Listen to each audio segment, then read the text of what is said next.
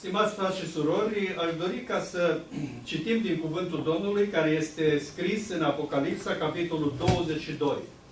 Vom citi de la versetul 1 până la versetul 8, dacă doriți ne putem ridica în picioare, și apoi de la 11 până la 17, unde Cuvântul Domnului spune așa: Și mi-a arătat un râu cu apa vieții limpede ca cristalul, care ieșea din scaunul de domnie al lui Dumnezeu și al mielului. În mijlocul pieții cetății și pe cele două maluri ale râului era pomul vieții, rodând 12 feluri de rod și dând rod în fiecare lună, și frunzele pomului slujesc la vindecarea neamurilor. Nu va mai fi nimic vrednic de blestem acolo. Scaunul de domnie al lui Dumnezeu și al mielului vor fi în ea, robii lui îi vor sluji. Ei vor vedea fața lui și numele lui va fi pe frunțile lor. Acolo nu va mai fi noapte și nu va mai fi trebuință nici de lampă, nici de lumina soarelui, pentru că Domnul Dumnezeu îi va lumina și vor împărăți în vecii vecilor. Și îngerul mi-a zis: aceste cuvinte sunt vrednice de crezare și adevărate. Și Domnul Dumnezeu Duhului prorocilor a trimis pe îngerul său să arate robilor săi lucrurile care au să se întâmple în curând. Și iată că eu vin curând, ferice de cel ce păzește cuvintele prorociei din cartea aceasta. Și acum începând de la versetul 11. Cine este nedrept să fie nedrept și mai departe? Cine este întinat să se întineze și mai departe? Cine este fără prihană să trăiască și mai departe fără prihană?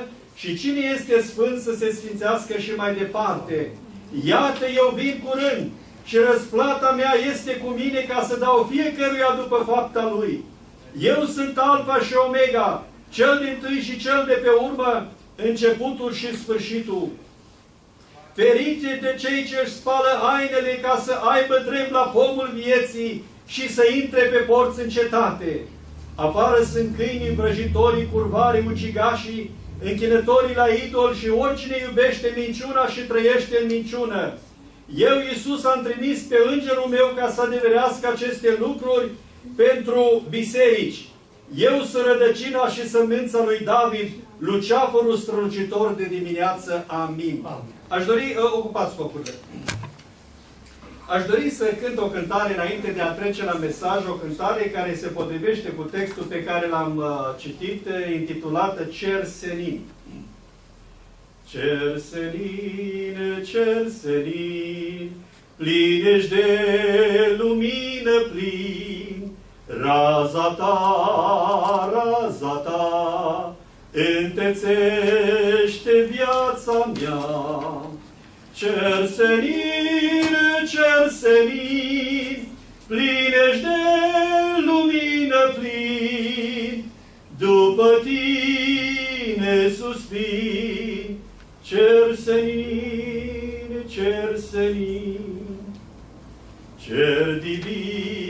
cer divin, vino în viața mea, o vin, chiar acum, când suspin pe-al vieții drum. Cer senin, de lumină ești plin, vin în viața mea vlin, după tine suspin. Cer senin, cer sublim, tu ești nou Ierusalim, și doresc slava ta s-o moștenesc.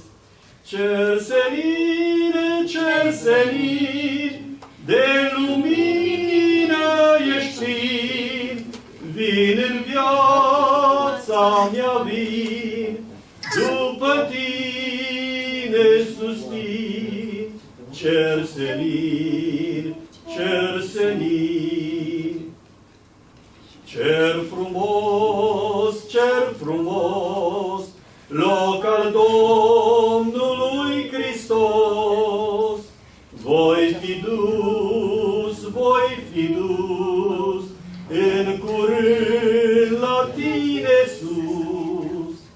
Cer senin, de lumină ești plin, vin în viața mea vin, după tine suspin. Cer senin, cer senin. Frați și surori, subiectul mesajului meu de această dată este intitulat Râul Vieții, apa vieții. Data trecută, când am vorbit despre Noul Ierusalim, am văzut acolo descrise dimensiunile orașului Noul Ierusalim, precum și materialele din care este construit orașul și o parte din activitățile care se desfășoară acolo. Aici, în textul pe care l-am citit, în versetul 1, citim: și mi-a arătat un râu cu apa vieții, limpede ca cristalul, care ieșea din scaunul de domnie al lui Dumnezeu și al mielului. Acest râu care conține apa vieții ne amintește de Eden, unde este scris că ieșea un râu care uda grădina și se desfăcea în 4 brațe. Apa acestui râu pe care o vede Ioan era limpede ca cristalul și simbolizează sfințenia și puritatea lui Dumnezeu. Acest râu curge prin însuși mijlocul pieții cetății, deci prin centrul orașului, și el izvorăște din însuși scaunul de domnie a lui Dumnezeu, simbolizând faptul că domnia lui Iisus Hristos n-a luat sfârșit odată cu mileniu aici pe pământ, ci ea se continuă în veșnicie, în eternitate. Despre acest râu este scris și în Psalmul 46 cu versetul 4. Este un râu a cărui izvoare înveselesc cetatea lui Dumnezeu, sfântul locaș al locuințelor celui prea înalt. Dumnezeu este în mijlocul ei, ea nu se clatină, Dumnezeu ajută revărsatul zorilor. De asemenea, profeții Zaharia și Ezechiel vorbesc despre un râu care curge din templu prin Ierusalim în timpul mileniului. Noi citim aceasta în următoarele versete. În ziua aceea vor izvărî ape vii din Ierusalim și vor curge jumătate spre Marea de Răsărit, jumătate spre Marea de Apus. Așa va fi vara și iarna, este scris în Zaharia 14 cu 8. Râul vieții mai poate fi identificat și cu Duhul Sfânt, care a fost scris, după cum este scris în Ioan, capitolul 7, versetele 38 și 39, unde Domnul Iisus Hristos spune: cine crede în mine, din inima lui vor curge râuri de apă vie, cum zice Scriptura. Spunea cuvintele acestea despre Duhul pe care aveau să-L primească cei ce vor crede în El. Acest râu reprezintă viața veșnică pe care numai Dumnezeu o poate oferi celor ce cred în El prin jertfa Domnului Iisus Hristos. David Jeremiah spune că oamenii își caută să-și astâmpere setea sufletului, adăpându-se din cisternele sparte ale alcoolului, drogurilor, plăcerilor sexuale, faimă sau succes în lume sau în alte lucruri trecătoare. Dar numai Iisus Hristos poate oferi apa care țâșnește în viața veșnică, slăvit să fie El. Amin. Apoi observați că este descris pomul vieții. În versetul 2 este scris: în mijlocul pieții cetății și pe cele 2 maluri ale râului era pomul vieții, rodind 12 feluri de rod și dând rod în fiecare lună, și frunzele pomului slujesc la vindecarea neamurilor. Pomul vieții noi îl găsim și în Eden, și dacă Adam și Eva ar fi mâncat din pomul vieții, ar fi trăit veșnic fără să experimenteze moartea. În Genesa, capitolul 3 cu 24, este scris că Dumnezeu a pus niște heruvimi ca să învârtească o sabie învăpăiată și să păzească drumul care duce la pomul vieții. Ioan vorbește despre un singur pom al vieții, care era pe cele 2 maluri ale râului, dar probabil că vor fi mai mulți pomi pe ambele maluri ale râului vieții. Pentru a înțelege mai bine, aș dori să citez ce este scris în Ezechiel, capitolul 47 și versetul 12, despre râul care izvora din templul din Ierusalim în timpul mileniului. Dar lângă râul acesta, pe malurile lui, de amândouă părțile vor crește tot felul de pomi roditori. Frunza lor nu se va veșteji și roadele lor nu se vor sfârși în fiecare lună, vor face roade noi, pentru că apele vor ieși din sfântul locaș. Roadele lor vor sluji ca hrană și frunzele lor ca leac. Cred că pomul vieții și fructele pomului vieții vor servi ca hrană cetățenilor noului Ierusalim. Se pune întrebarea dacă noi vom mânca în cer. Răspunsul este că da, dar nu va mai fi o strictă nevoie așa cum este aici pe pământ. Și de ce spun lucrul acesta? Ori de câte ori noi sărbătorim cina Domnului, noi pomenim nu numai moartea și învierea Domnului, ci și cina de la nunta mielului. În Matei, capitolul 26 cu 29 este scris: vă spun că de acum încolo nu vom mai bea din acest rod al viței până în ziua când îl voi bea cu voi nou în împărăția Tatălui meu. Frunzele pomului vor sluji la vindecarea neamurilor. Și se pune întrebarea dacă va mai fi nevoie de aceasta acolo, pentru că nu va mai fi păcat. Explicația se găsește în cuvântul din limba greacă terapeon, care înseamnă a da sănătate. Deci frunzele acestui pom au un efect terapeutic de a înviora și de a asigura o sănătate perfectă, slăvit să fie Dumnezeu. Vedeți, aici pe pământ, aici am vrea și noi să avem așa un pom care să facă să facă roade în fiecare lună. Eu am în grădină vreo 50 de butuci de vie și anul acesta am avut o recoltă bogată, am dat la toți prietenii și la toate rudele struguri. Dar ce frumos ar fi ca în fiecare lună să am un rod de acolo din vița aceea, din pomii aceia, din strugurii aceia care am plantat acolo. De asemenea, vedeți că frunzele acestea au un efect tămăduitor. Aici, în lumea aceasta, oamenii cultivă acel arbuz de coco, care din acele frunze se face acele droguri de cocaină, care otrăvește viețile multor oameni. Dar când vom ajunge în cer, atunci când vom fi vindecați de frunzele acelea care cresc în pomul vieții. Versetul 3 și 4 spune că nu va mai fi vrednic nimic de blestem acolo. Scaunul de domnie al lui Dumnezeu și al melului vor fi în ea. Ei vor vedea fața lui și numele lui va fi pe frunțile lor. În noul Ierusalim nu va mai fi nimic de blestem, deoarece acolo nu va mai exista păcat. Dacă nu va mai exista păcat, blestemul lui Dumnezeu nu va mai fi asupra oamenilor, așa cum astăzi noi purtăm blestemul adamic datorită păcatului.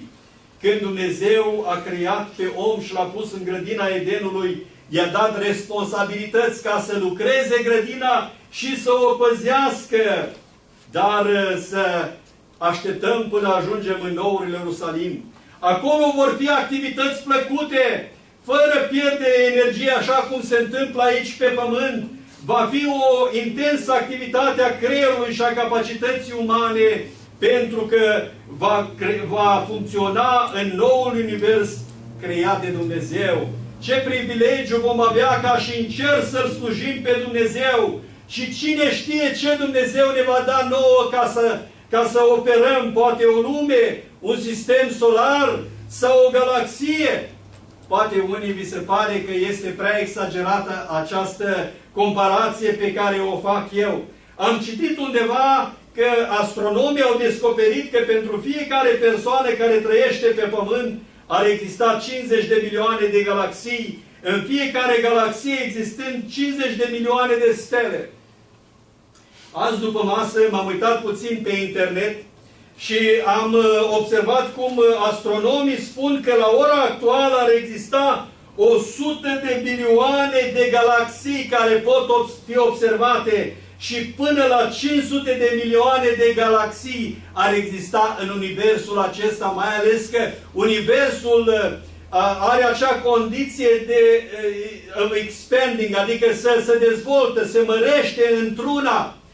Deci, iată cât de mare este Dumnezeul nostru, ce va fi pregătit El pentru noi, vom vedea când vom ajunge acolo în Ierusalimul cel nou. Acolo în Ierusalimul cel nou va fi o mare întâlnire. Vom avea ocazia ca să ne întâlnim cu toți cei dragi ai noștri care au plecat în veșnicie înainte de noi.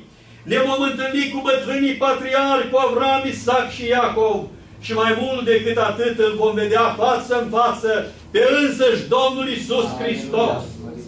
În Matei 8:11 este scris, dar vă spun că vor veni mulți de la răsărit și de la apus și vor sta la masă cu Avram, Isaac și Iacov în împărăția cerurilor. Acolo noi vom recunoaște pe toți cei dragi de pe pământ și mai ales ce spune David în Psalmul 17:15, îl vom vedea pe Domnul. Dar eu, în nevinovăția mea, voi vedea fața ta. Cum mă voi trezi, mă voi sătura de chipul tău. Cineva a spus odată că cea mai frumoasă descriere a cerului se află în Ioan, capitolul 17, cu versetul 24, unde este scris: Tată, vreau ca acolo unde sunt eu să fie împreună cu mine și aceea pe care mi-ai dat tu, ca să vadă slava mea, slavă pe care mi-ai dat-o tu, fiindcă tu m-ai iubit înainte de întemeierea lumii. Versetul 5 reafirmă această afirmație. Acolo nu va mai fi noapte și nu va mai fi trebuință de lampă, nici de lumina soarelui, pentru că Domnul Dumnezeu îi va lumina și vor împărăți în vecii vecilor, slăvit să fie El. Noi în cer vom avea prilejul, așa cum am spus, ca să slujim lui Dumnezeu și cuvântul lui Dumnezeu spune și ce va fi, ce vom fi nu s-a arătat încă, dar știm că atunci când se va arăta El, vom fi ca El pentru că îl vom vedea așa cum este scris în 1 Ioan 3:2. Totodată, vedeți, în acest capitol pe care l-am citit din Apocalipsa, capitolul 22, noi vedem că oamenii au dreptul de a alege. În versetul 11 este scris: cine este nedrept să fie nedrept și mai departe, cine este fără prihană să trăiască și mai departe fără prihană, și cine este sfânt să se sfințească și mai departe. Din aceste cuvinte deducem libertatea oamenilor de a alege. Oamenii au posibilitatea încă de aici, de pe pământ, să decidă unde vor fi în veșnicie. Dacă vor trăi în sfințenie, vor ajunge în Raiul lui Dumnezeu. Dacă vor trăi în păcat, vor ajunge în iazul de foc și de pucioasă. Să păzească Dumnezeu pe toți oamenii de iazul de foc, pentru că El a fost creat pentru diavolul și îngerii lui. Oamenii trebuie să fie mântuiți, trebuie să asculte de glasul lui Dumnezeu și să se pocăiască și să nu ajungă în acel loc de chin. În versetul 14 se află a 7-a și ultima fericire din cartea Apocalipsei. Și este scris: ferice de cei ce spală hainele, ca să aibă drept la pomul vieții și să intre pe porți în cetate. Deci, iată, din acest verset rezultă aportul omului în procesul mântuirii, voința lui de a-L primi și de a-L sluji pe Dumnezeu. În versetele 18 și 19 este o poruncă pentru toți cei ce ascultă cuvintele scrise în această carte, ca nimeni să nu scoată sau să adauge ceva. În caz contrar, Dumnezeu îi va scoate partea de la pomul vieții. Totodată, din aceste cuvinte reiese una din temele importante, centrale ale Bibliei: frica de Dumnezeu și păzirea poruncilor Lui. Această idee este exprimată așa de frumos și în cartea Eclesiastului, prin cuvintele care spun: să ascultăm încheierea tuturor învățăturilor, teme-te de Dumnezeu și păzește poruncile Lui, aceasta este datoria fiecărui om. creștinii în lumea aceasta trebuie să fie hagios. În limba greacă înseamnă separați, deosebiți de ceilalți oameni din lume. Ceea ce ne face pe noi deosebiți de ceilalți oameni din lume este păzirea poruncilor lui Dumnezeu și aceasta constituie cheia succesului în viața de credință. Lui Iosua, care a fost succesorul lui Moise, Dumnezeu i-a spus următoarele: întărește-te și îmbărbătează-te, lucrând cu credincioșie, după toată legea pe care ți-a dat-o robul meu Moise. Nu te abate de la ea nici la dreapta, nici la stânga, ca să izbutești în tot ce vei face. Cartea aceasta a legii să nu se depărteze de gura ta, cugetă asupra ei zi și noapte, căutând să faci ce este scris în ea, căci atunci vei izbuti în toate lucrările tale și atunci vei lucra cu înțelepciune. În versetul 15 sunt enumerați din nou cei care sunt excluși din Sfânta Cetate. Afară sunt câinii, vrăjitorii, curvarii, ucigașii, închinătorii la idol și oricine iubește minciuna și trăiește în minciună. În această enumerare a celor nedrepți apare o categorie nouă, aș putea spune, câinii. Câinii erau pentru antici simbolul a tot ce este necurat. De aceea evreii îi numeau pe neamuri câini. O zicală rabinică spune că oricine mănâncă cu un idolatru se aseamănă cu unul care mănâncă cu un câine. Toți cei netăiați împrejur erau considerați câini. În acest sens, în Matei, capitolul 15, noi citim despre femeia cananeancă care s-a dus la Domnul Iisus Hristos și a rugat-o pentru fiica ei ca să fie vindecată. Și Domnul Iisus Hristos a spus: nu este bine să iei pâinea copiilor și să o arunci la căței. Da, Doamne, a zis ea, dar și căței mănâncă fărâmiturile care cad de la masa stăpânilor lor. În templele păgâne erau femei prostituate și totodată erau și bărbați care erau prostituați și aceștia se numeau câini.